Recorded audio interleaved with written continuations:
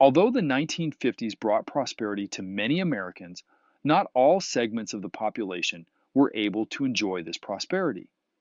In 1962, about 25% of Americans lived in poverty, and a significant number of these people were from minority communities.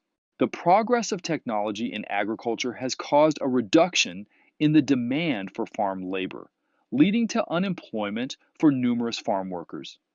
Consequently, many jobless farm workers migrated to urban areas in the United States in search of improved prospects. For example, numerous African Americans from rural areas in the South relocated to cities in the North. In the 1950s, many white middle class Americans relocated from cities to the suburbs, a phenomenon known as white flight. This change caused many cities to have a majority of African American residents.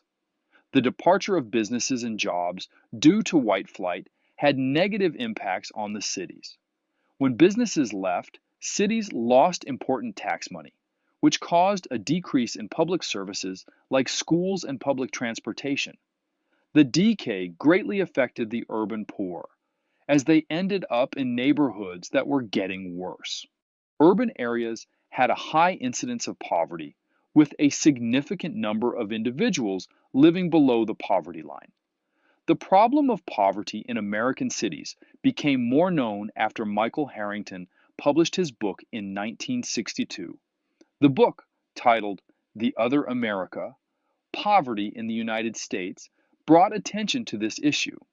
The government kicked off urban renewal programs to tackle issues in the inner cities. The goal was to swap out rundown neighborhoods with better housing. However, sometimes these efforts led to the creation of highways and shopping centers instead of improving housing. This meant that lots of people who had to leave their homes ended up moving to other not so good areas instead of getting better places to live.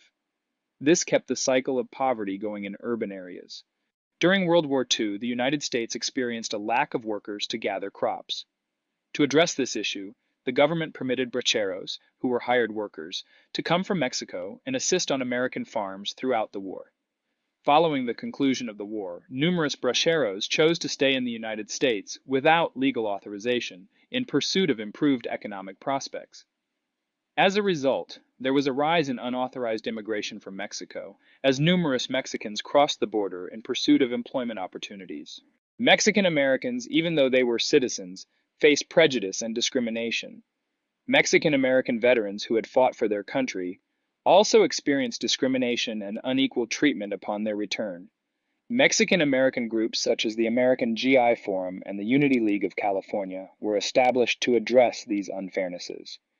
They aimed to promote civil rights, assist Mexican Americans in voter registration, and encourage their involvement in politics. Native Americans also encountered difficulties in their quest for equal rights. At first, the U.S. government supported assimilation policies, which aimed to make Native Americans give up their cultural heritage.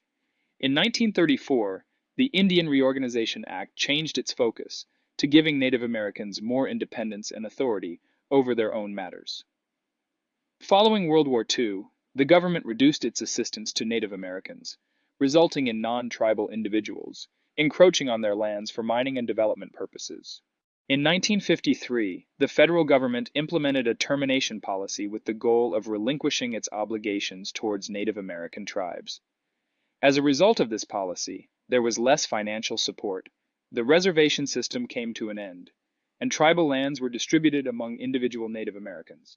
Moreover, numerous Native Americans were moved to cities, where they encountered difficulties in adjusting to city life and experienced discrimination in terms of employment and access to health care. The policy of termination was considered unsuccessful, and it was stopped in 1963. The fight for equal rights and fair treatment for Mexican Americans and Native Americans didn't end in the 1950s. However, civil rights organizations made important contributions by raising awareness about their specific concerns.